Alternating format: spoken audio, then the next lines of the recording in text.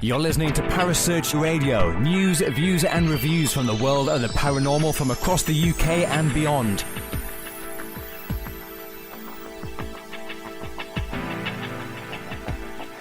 Find us on Facebook, Twitter and the World Wide Web. Parasearch UK Radio.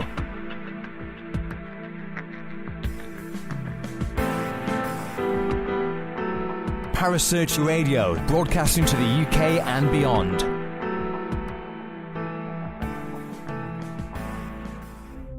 The views and opinions expressed by presenters and guests are their own and do not necessarily reflect the official policy or position of Parasearch Radio or its affiliates and sponsors. Listener discretion is advised.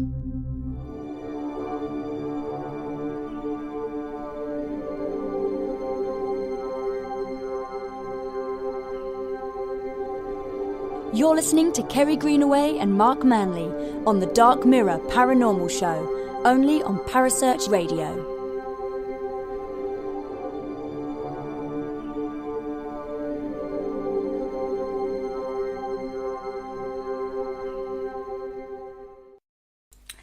Good evening and welcome to the Dark Mirror Paranormal Show. My name is Kerry Greenaway and as always on a Friday night I have my lovely Mark Manley in the studio. Good evening, Mark. Good evening there, viewers. How the very devil are you? Oh God, you're in Ireland. What are you doing over there? No, sorry, I went over to go and help Gary shift some of the snow, but I'll come back now. Oh, okay, that's cool. And we've also got the lovely Kaz Rooney. Good evening, Kaz. Good evening.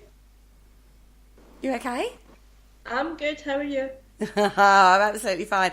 And tonight we have an absolutely awesome guest in the studio with us. Her name is Jamie Krashna. Good evening, Jamie, and how are you? Good evening, everyone. I am doing just smashing, and I'm very excited to be with you. Thank you for inviting me. You're very, very welcome. It's a really interesting topic we've got for you tonight.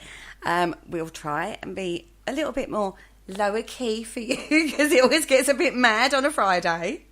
I say just go with who you are. I can adapt. That's good to hear. Oh, you should have said that. That's good to hear.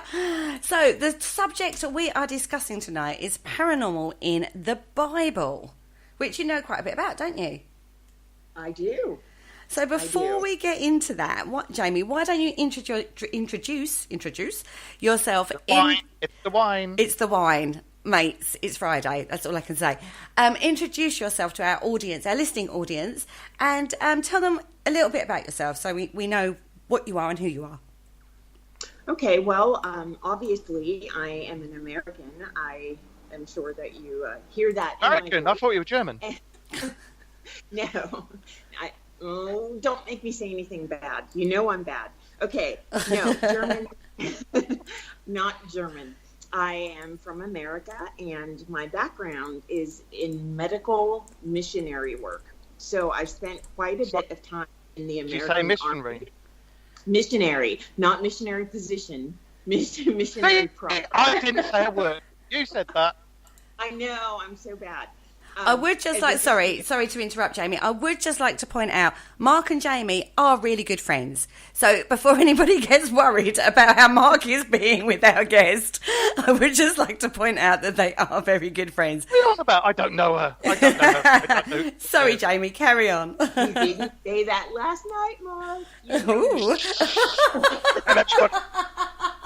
Yes. And we're getting ready to speak about the Bible. Lovely. And I'm talking about naughty rendezvous with my British guests. Okay. Well, yes, I was for 20 years a missionary to third world countries like Africa, India, Haiti, and experienced quite a bit about the occult, especially bringing information about the Bible and healthcare and the things that we brought to these different cultures. We learned quite a bit more from them than we could have ever imagined. And I carry that with me as well as some prior experience with the occult and with religion and as that pertains to our humanity. So that's a little bit about who I am. Wow. You've done a lot. For I such a have. very tall person, you've done a lot. Yes, I am very tall. Just in case you listeners want to know, Jamie is actually 7'2", so she's an extremely tall lady, and apparently all her exes have got stepladders that they have to take with them all the time. That's right. And if she wants to really annoy partners when she's got a partner in this, she puts stuff on high shelves so they can't reach it. Yes, I do. And Good. I have Good girl. like some other tall. That's so random. It's me. Hello. No, that's terrible. I'm so sorry. It's the nerves. It's the nerves. Okay. Okay. Going off your dating life. Let's get on to the topic in question. Great. Thank you. Paranormal in the Bible. Now, is there any? There are miracles in the Bible. Do we class miracles as paranormal?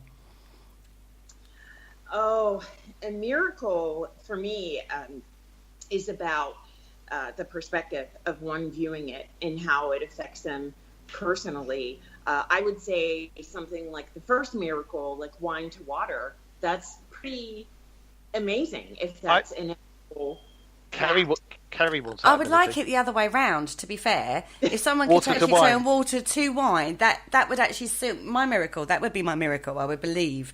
It would. If that happened, I would believe then. You'd No, be permanently drunk. Then? What do you mean, permanently drunk? I already am. Come on now. Yeah, reverse that. It'd be a lot cheaper, that's for Water to sure. wine. That would be considered a miracle, or somebody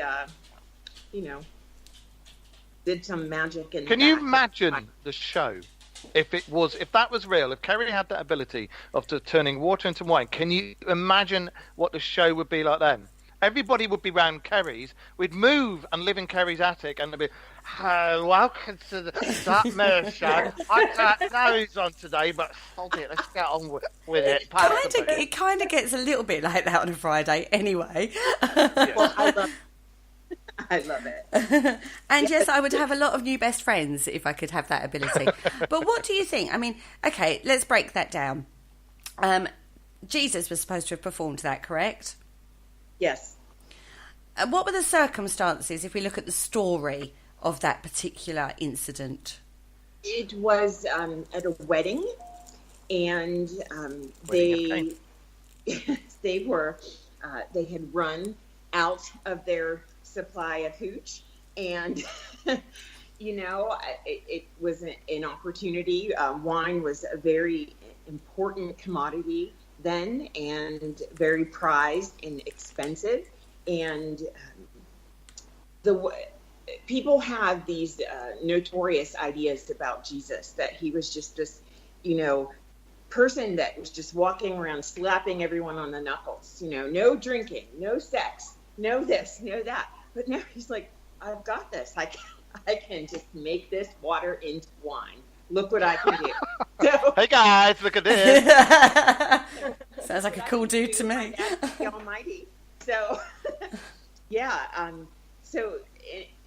And people were just, of course, amazed and happy. And I would say, okay, that is a miracle. But when you have that, which people would view as a miracle, you also have the naysayers. Like, oh, there were people in the back. There were, magicians. There was powdered wine, like Kool-Aid or mixed drinks. No, I've actually got a simpler explanation for this.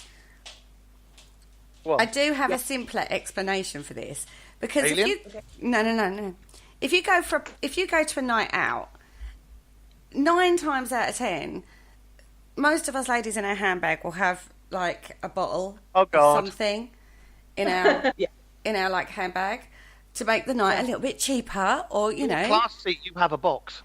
or nowadays there's all sorts of like gadgets you can use to do this. But at the time they had robes, didn't they? Long flowing robes. Yes. So they could easily have had one of those like water skins full of wine underneath their robes and no one would have noticed. So then it's like Jesus went, hey dudes, you know, we've run out of wine. And so what we'll do, you can see where I'm going with this thought pattern, can't you? I've got pictures of Jesus dressed as that magician Cooper. Not Henry Cooper, that was the boxer, the other one with the fez. Henry Cooper. Oh my God. It- You've just him likened Jesus to Henry Cooper. No, can you imagine him with a fez on going, go like that, just like that. Ta-da! Whack.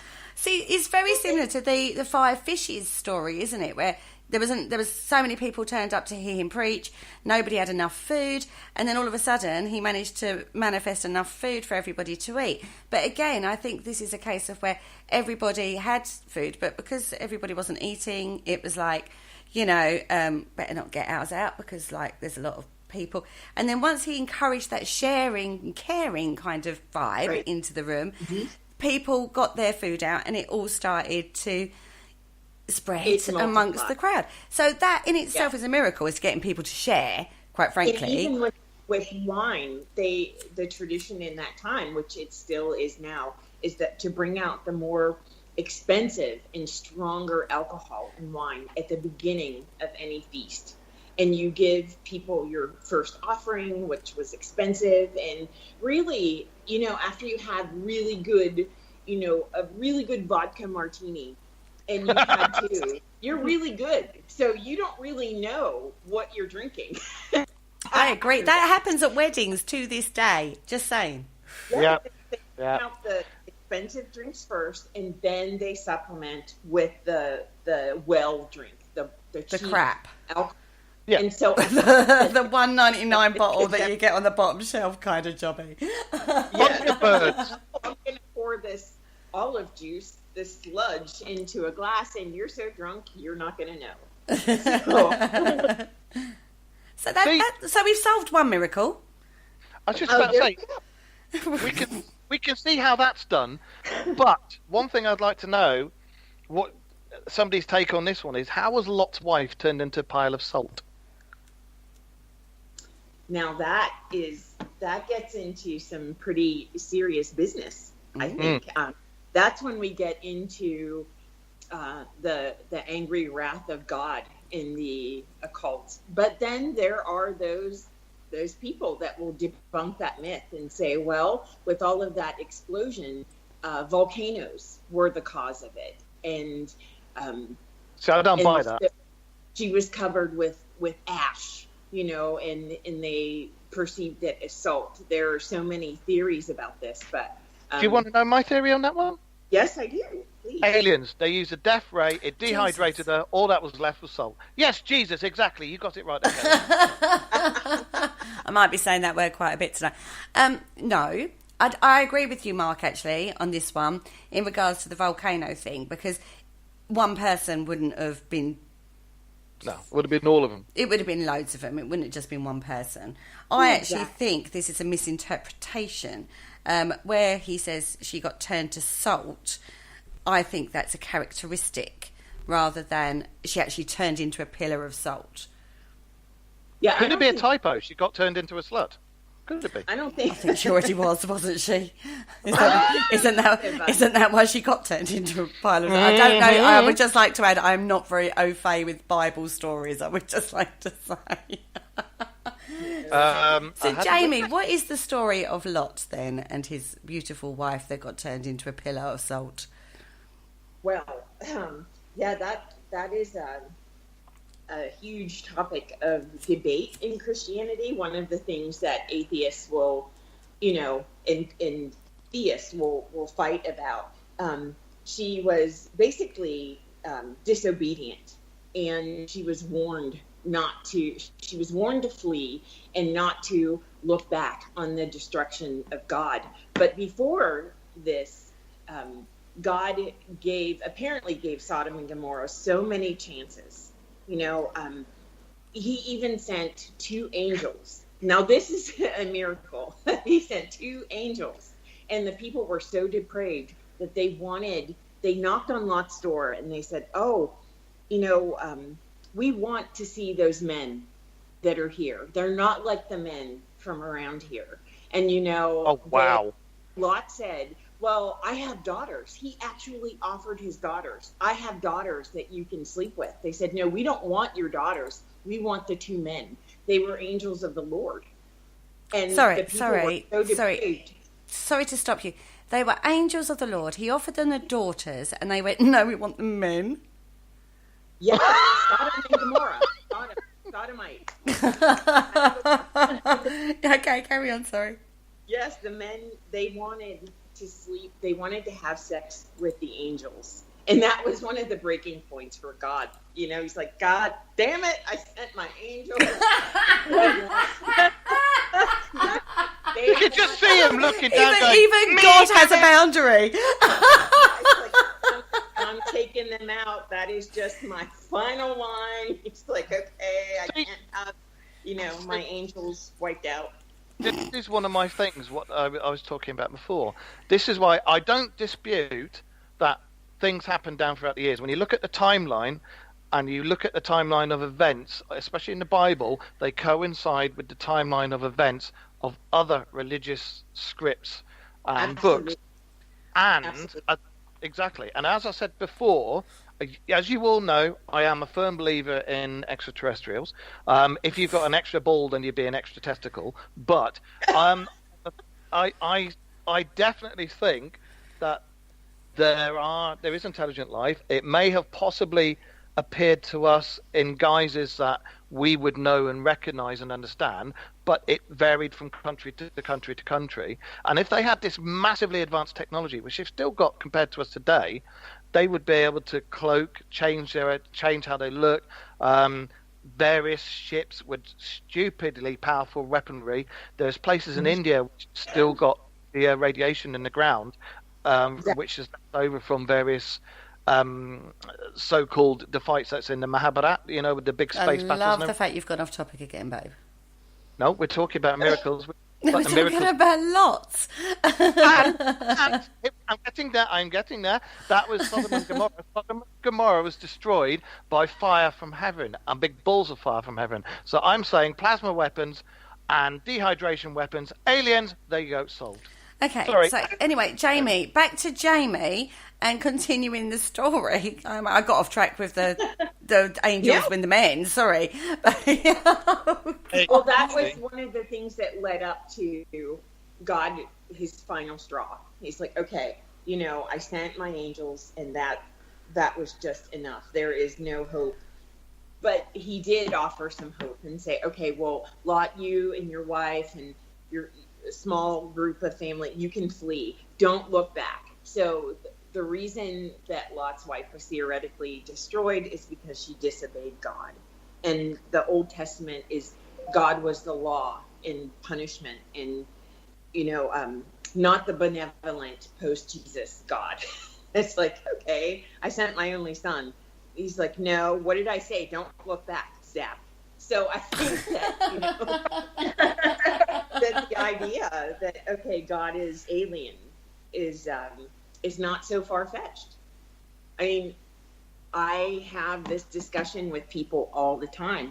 I'm definitely someone that's a theist, and not because of some devout conditioning of one spiritual text. It's because I believe that we didn't just figure ourselves out. Something much greater than us created us and figured all of this out, and we're just kind of playing a role in life. And I think once we move on, we'll know more. But our wisdom is very finite right now.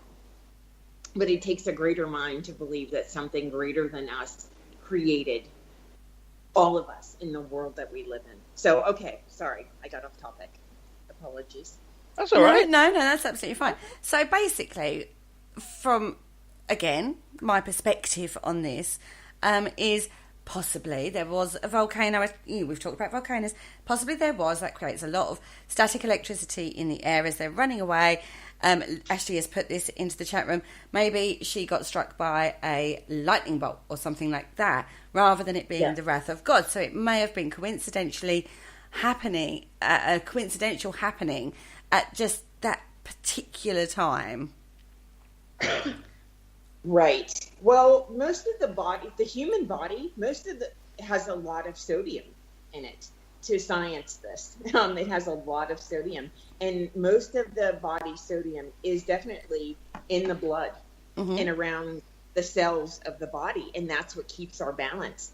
And so when we get dehydrated, just imagine yourself exercising, and have you ever felt that salt that comes over your skin and you feel dirty and grimy? Yeah, but that's a different matter, and that was years ago. Well, I know it's totally different. But no, really, if you think about it, if you think about people saying that your body can turn into salt, when you take the water out of a body, as you suggested, that's what I said. Yes, there you go. You have salt. You have salt. If you completely take everything out, you would be left with a pillar of salt. A lot. Well, you'd be left with a bottle of wine, but we know. Ish. But the bottom line is that's how they interpreted that back in the day. I mean, you've got to obviously put it in context of when they were talking, so or when they were writing this book. Now, okay, so that's that one. We've debunked 2 so far. Give us another one, Mark. I want to know about the talking ass. What? The talking ass. Wait, hang on. Hold on. What story are you looking at? Balaam's donkey speaks, and he was an ass, not a donkey. Do you think wine was involved at all? I think wine and possibly marijuana, yes. Yeah. A little of the elvish leaf. Oh my God. Okay, that's in the book of Numbers.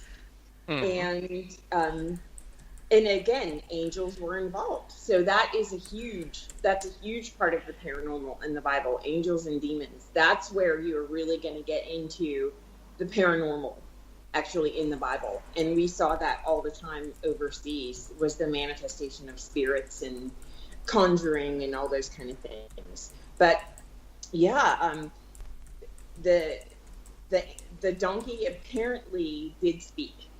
And that is one of the reasons why Balaam was not killed, because of the speech of the donkey. Because he had a talking donkey. Yeah. I'm so sorry. I've got Shrek running through my head right at this moment.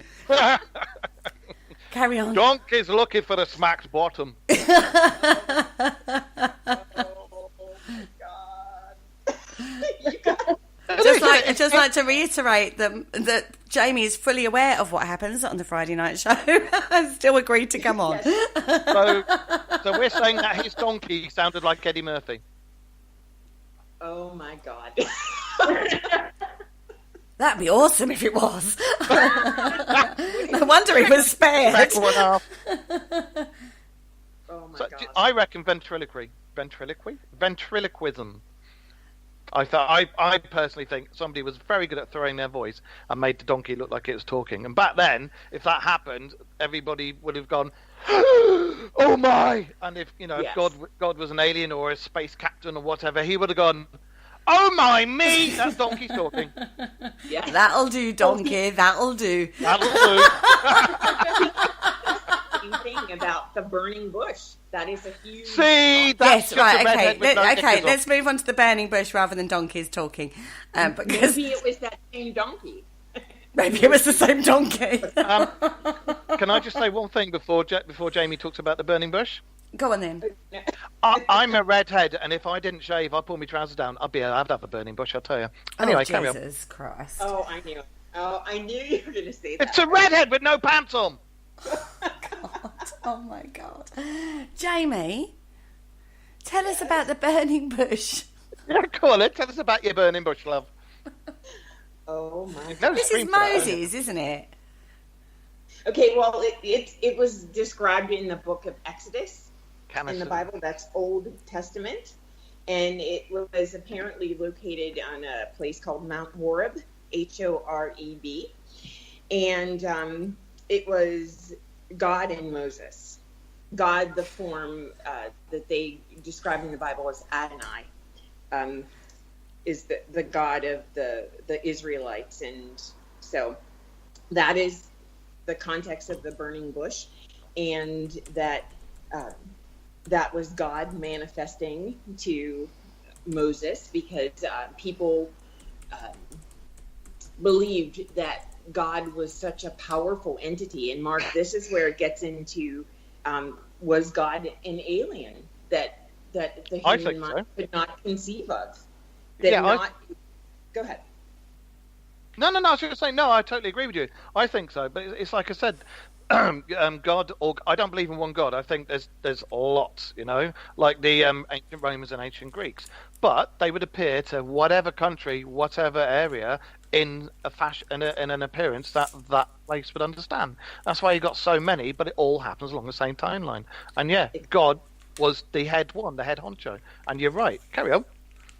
Well, he always appeared as light or fire or lightning, and there's a reason for that, and that can definitely explain the alien theory, because how can something so powerful that's energy or some form of matter appear there in every instance in the Bible where the Spirit of God or God himself would appear to someone, there would be death everywhere. I mean, death. And just imagine with the alien concept, you know what I mean? Any alien movie today we watch, when the aliens show up, like, you see bodies everywhere because they can't. Yeah. There's Not another really couple of things. painting him in a very good light, though. If every time God turns up, there's death everywhere. I mean, come on, God, what the hell are you playing at?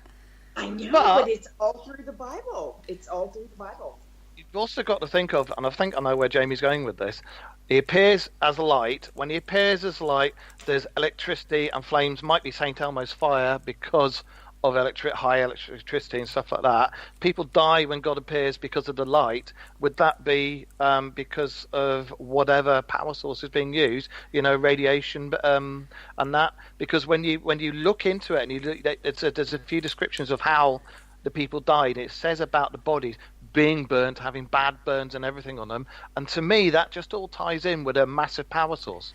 I'm kind of getting it, but I am also kind of getting a little bit sympathetic, in all honesty, towards why some of the angels rebelled and decided to not be with God. Because every time he appeared, he caused death and destruction everywhere. And it was like, oh God, we're getting a little bit fed up with you killing everybody around us. We're going to go off and do our own thing, if that's all right with you. So, oh my God, am I turning into a Satanist overnight?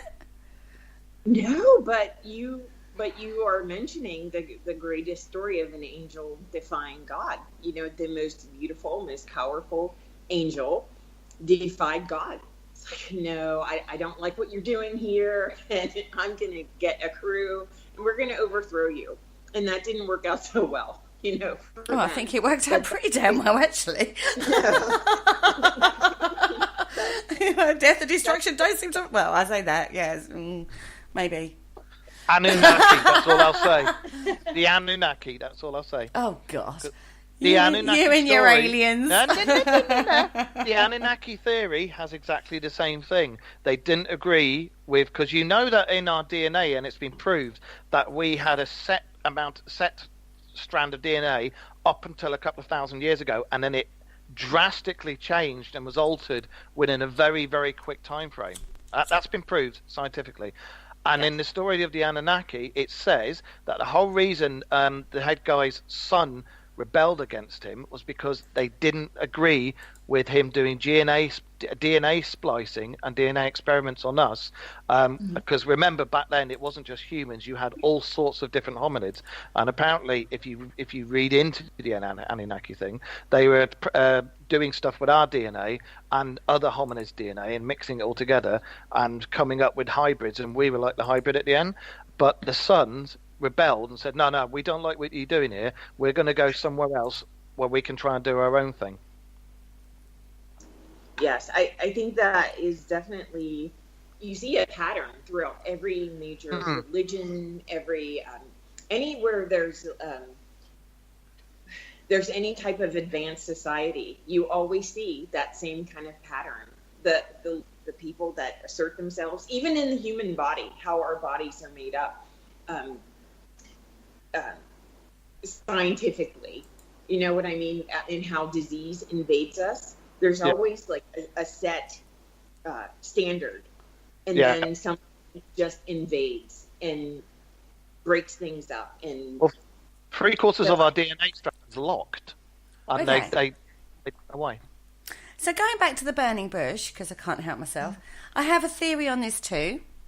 It's Caniston. It helps. All right, Kerry? Is, right, so Moses goes up to the mount of whatever it was and comes across this burning bush. And I'm so good. I'm so good. I know, mounting the burning bush. And, but we know, scientific fact, that the light, you know, you can refract the light from the sun to create something to burn. And St. Elmo's fire as well. I go more with the light refracting off of a crystal or a rock that's nearby that caused the burning bush to... the chat room is cracking me up tonight. That would refract the light to create this effect of setting the bush on fire.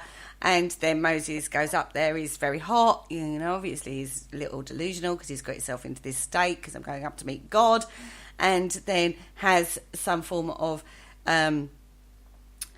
what's the word? Vision of that's manifested from his own mind. Mm-hmm. Religious fervour, a religious fervour rather than a visitation or heat exhaustion. Exactly, but that would create that in his mind if he's in that mindset. Mm-hmm. And then there were the voices of God speaking to him. I mean, he got a message. He was even warned as he approached the burning bush, take off your sandals because you are standing on holy ground. This is not normal. Whatever. Was he Japanese? What? Was he Japanese? No. Oh, you're going to... Take off your sandals! No, I'm just kidding. But he, again, the voice and the warning, how do we explain that? Is that delusional? Is it hysteria? Is it what he wanted to hear? What are your thoughts? Well, I think if you, I'm going to bring Kaz in a second because, bless her, she's not even had a chance tonight, has she? I knew this was going to happen. I said this to her earlier. I actually think if you got this, we know what you're like. You know, you get in a mindset and you walk up a mountain. You know, you're going to be dehydrated. But how tall is this mountain? Just out of curiosity, it's classed as a mountain. There would have been thin air. There would have been thin air. Sorry. I was going to say. Then you've got to look at the air situation front. There is a technical name for that. I can't remember it off the top of my head. But you know, when you start building up a picture of the environmental processes that are going on, it's quite easy that this could have just been an hallucination. And the fact that he came across this burning bush that was caused by light refraction from the sun onto a bush, you know what I mean? Because his mindset is so religious and godly, it's not surprising that went into, I had a message from God.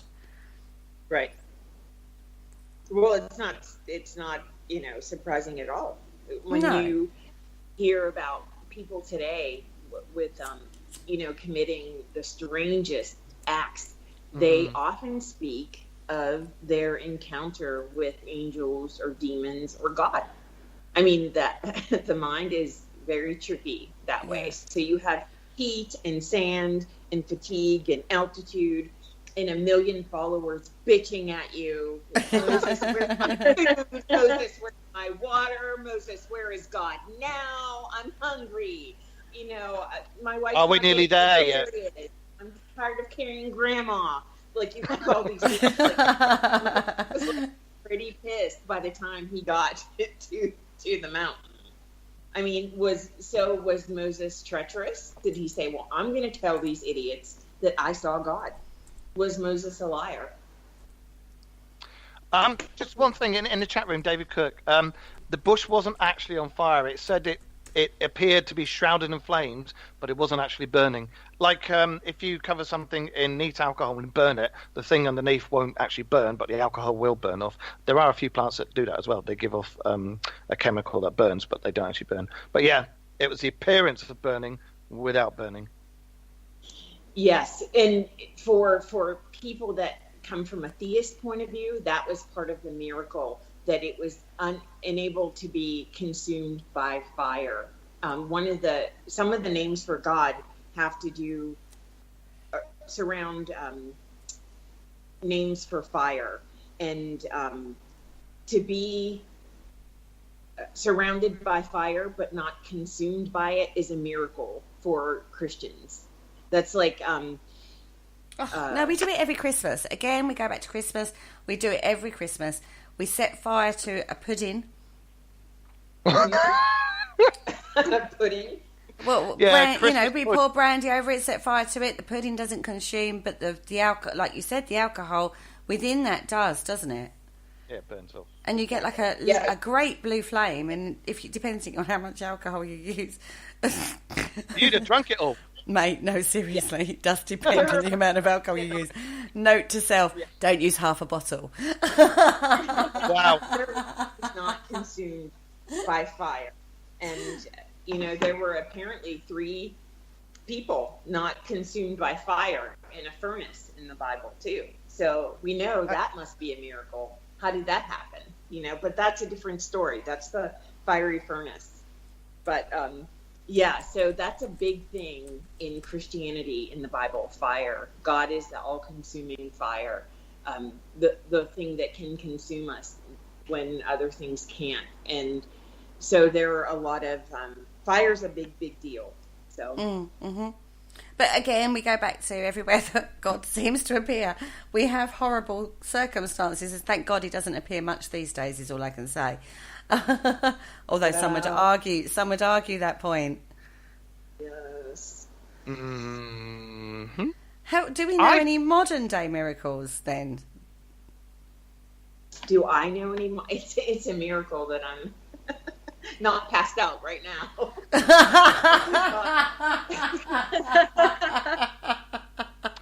And this is why you're getting on with us so well. I love it.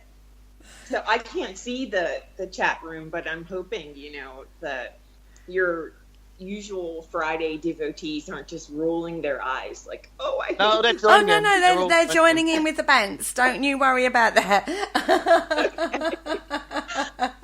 Oh my goodness. They're loving this show. They're loving it. I think Kaz needs to pick a miracle because Kaz is too Yeah. quiet. Sorry, Kaz. The strength of Samson. Ooh, yeah. That's a good one. Yeah. Cut his hair off, didn't they? And they ruined his Cut his strength. head off, apparently no strength. Yes. Well, is there more you'd like to know? That was a gift from another gift from God that he was not supposed to. Again, now this brings in the downfall that women play, where women start looking really You bad. foul creatures, you! In the We Bible. love long flowing locks. They gave us the forbidden fruit. They cut my hair. These bitches are crazy. So, yes, women are the miracle in the Bible for God. Woohoo! Yeah, he was not supposed to tell anyone about that. It was considered a covenant with God, and he revealed it to a woman who tricked him, of course, with affection and sex and what have you, and he lost his power in death. But there was redemption in it because his death, it was ultimately serving God in killing a bunch of really terrible people. So again, we have God in death again, and. So, how do you think he got that power? I mean, what exactly caused him to have the power? I mean, it's all right saying God gave him that, but what exactly did he give him? I mean, did he give him an itch? Did he give him a tablet? Did he give him, like, take this with some water 3 times a day? Did he zap him with a ray? What? You know, that's a tricky thing. And you know how you mentioned about these things coincide with other religions? Yeah, Think right. about Zeus and True. and those gods who gave those tangible gifts. Okay, That's right. you're going to be beautiful, and you are going to have strength, and you are going to be able to fight monsters, and you are going to be able to, do these incredible feats that no one else can do. And you're going to be your thing and what you're known for.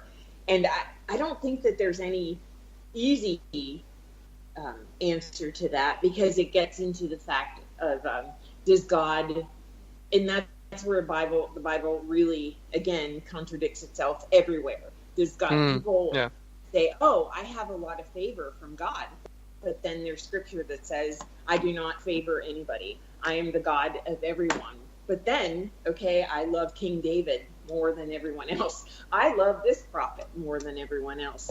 So it's a huge contradiction. Well, the New Testament completely contradicts the Old Testament, doesn't it? Exactly. See, I have a theory on the hair situation. Go on. Obviously, I have a theory on the hair situation. I think it's a belief system driven thing, and he thought his power and his strength came from his long flowing locks, a little bit like Jason Momoa. Strong, fit guy, with long flowing locks.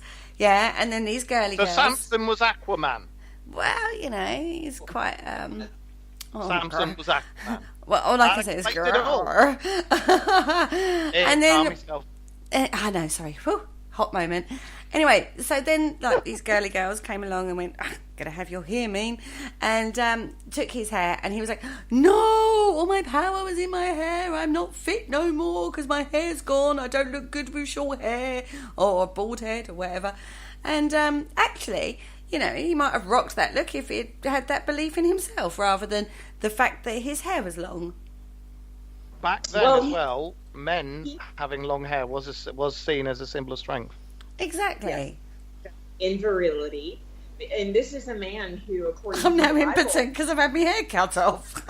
he killed a lion with his bare hands. This is the same man that killed a lion with Oh, his bare what does that sound very similar to? Oh, Greek- that sounds very Hercules. Yeah, And, there you go. Same and timeline. And he used the jawbone of an ass to kill a whole army. Oh, we're back to asses. Jamie, we're back to asses already. Was it the talking ass by any chance? The same ass. He went, I've had enough of him talking. I'm going to rip his mouth open and use this to kill that. Like, I'm going to take Donkey, and I am just going to wipe out everybody because I'm pissed. I've got to see now. All I can see is Shrek picking up Donkey by the leg and whirling around his head whilst twatting everybody. Exactly. Thank you, Kerry, for giving me that picture of the biblical ass. I'm so sorry. I'm so sorry. But you're never going to be able to look at the Bible in the same way after this show, are you? There are Christians all over the world who are listening to this show, and they are spinning in religious fervour. Oh my God, heretics! Well, all I can say is we've done our best over the last few weeks to upset many countries with our pronunciations of words. I thought I'd go worldwide global this time with Christianity and the Bible. I got one for you. Parting. I had this conversation with Kerry earlier on and completely confused her. Parting of the Red Sea.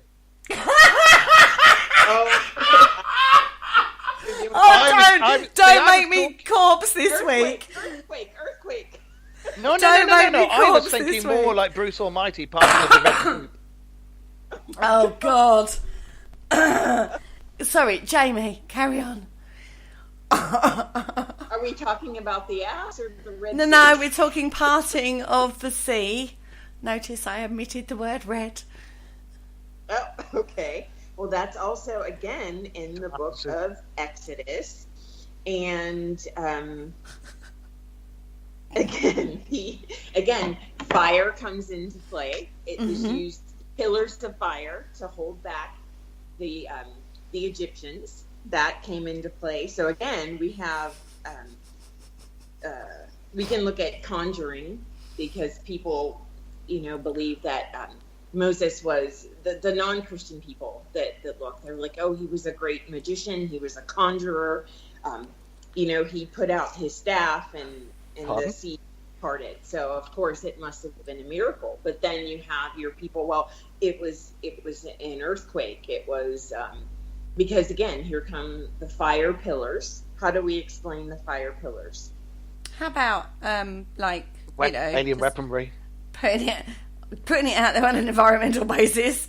How about earthquake, two volcanoes going off that cause a tsunami at the same sort of time? So the tsunami created that withdrawal of water. You see a withdrawal of water. Yeah. It just so happened that we had two same time, same place kind of thing that kind of parted the sea at that particular time. Right. Possibly. I don't know enough about geology in the ancient days to verify that fact, but Well, that occurrence, the Bible speaks of great clouds that came and protected it. So it's something that apparently Egypt couldn't see because they were covered in clouds. It does sound like a natural occurrence that happened worldwide. Because it's how you have these clouds, you have more lightning, you have fire, you have, people being able to get to safety, and, but according to the Bible, this was all done with a stick. So was this Jewish hubris, or the Jews saying, "Oh, look what we can do," Possibly. Our God only needs a stick. And again, it's the account. But if you look at it and read it as an intelligent person who believes in science, you cannot take away the storm, the cloud, the lightning, the fire. Again, it's that same. Either it's an alien, like Mark says, it's a greater being that's causing this.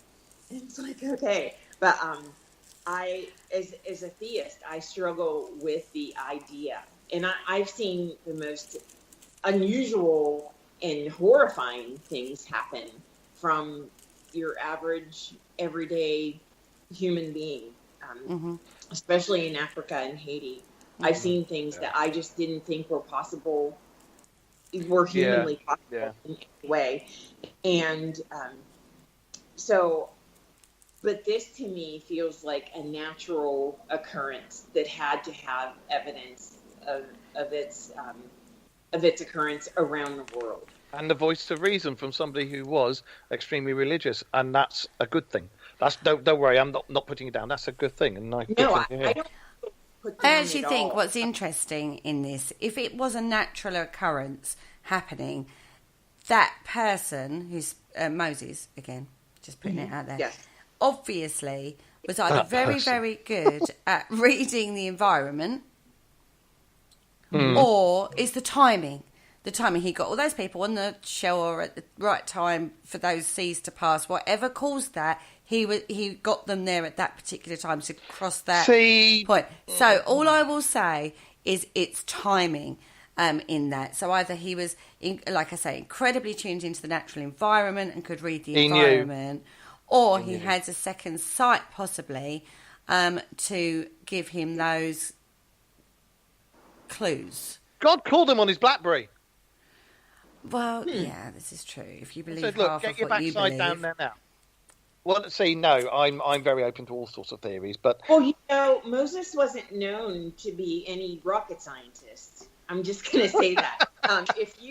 If you read about him, even in his recorded conversations with God, he's like, no, not me. I'm dumb. Don't pick me.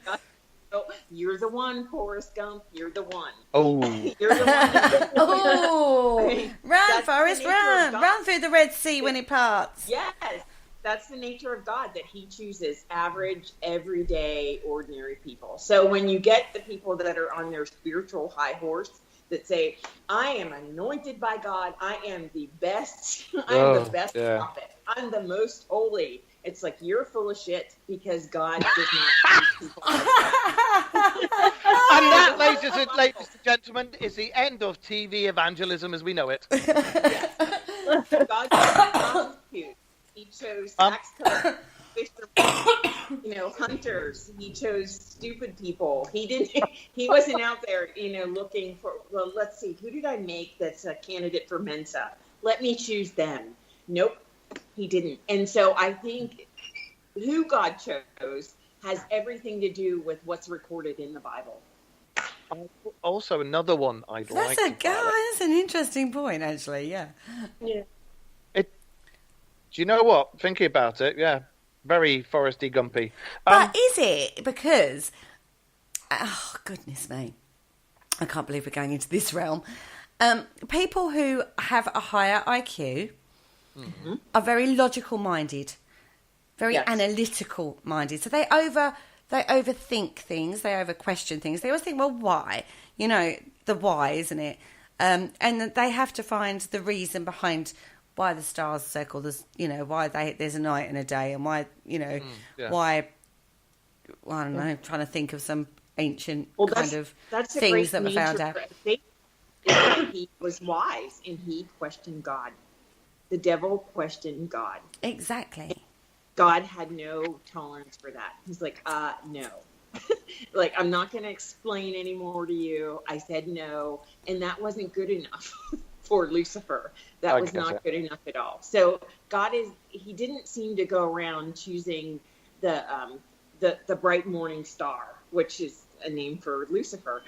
He didn't choose those people. He tended to choose people who were just the average, compliant, every day, like, okay, Lord, you said do this. You said take my son out to this bush and put him on an altar and kill him. Just going to do that. It sounds good. I'm going to So basically, he chose cousin humpers. He chose rednecks. No. I disagree with that comment, Mark.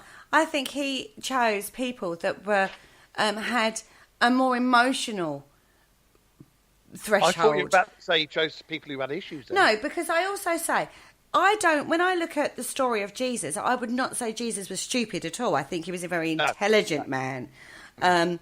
So for the Son of God, he is the Son of God at the end of the day. He was incredible. I actually, when I look at stories of Jesus, I actually think he's incredibly intelligent. I do, yeah. Yes. And he's very, very good at playing to the crowd. Yes. And he's very, very good at speaking and communication. Yep. But he's the one chosen, though. There aren't a lot of other Jesuses. There's just no, that's one. True. There isn't a lot of other Jesuses, but there's a lot of prophets, and there's a lot of disciples. David Blaine. What if you want to? Very intelligent and a magician. I don't dispute for 1 second that Jesus was not a real person. I do think Jesus was real, and I think he was incredibly intelligent, as you've said, and I do think he had a knowledge of things that back then not many people would, and that's how he managed to do a lot of the things he did. Mm-hmm. Yes, for sure. I think that's without question. And I think he had a really good grasp of psychology as well. Definitely. Fundamental grasp of things like how someone's going to react to something. He knew that's how he knew he was going to be crucified. You know what I mean? He knew that someone was going to betray him. He knew how this was going to play out.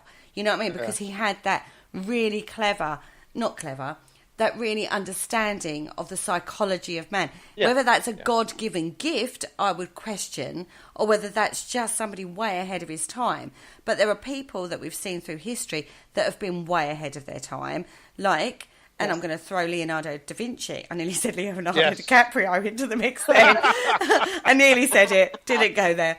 And then Titanic hit my head, how my mind works. Leonardo da Vinci, he was way ahead of...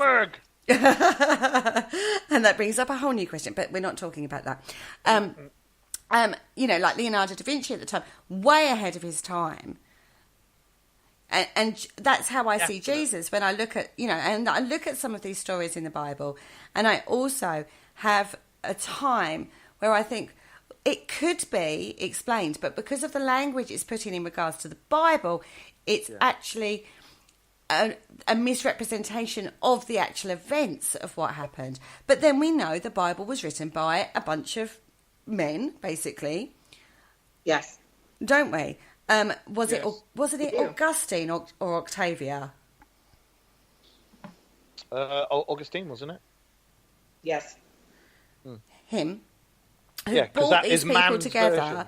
Exactly. Who brought all these people together to basically bring lots of faiths and beliefs within to make this book effectively. And they had, oh God, the discussions that went on of what was included and what wasn't included, and stuff like that. That went on for a long time, didn't it? Yes. Well, wouldn't you want to see what's not included? Can you imagine what we don't know and what we, It's been abridged and abridged and abridged and abridged all down through time, and it's man putting down. It's like the commandments and everything like that. I think it's just a way for those on high to be able to control man.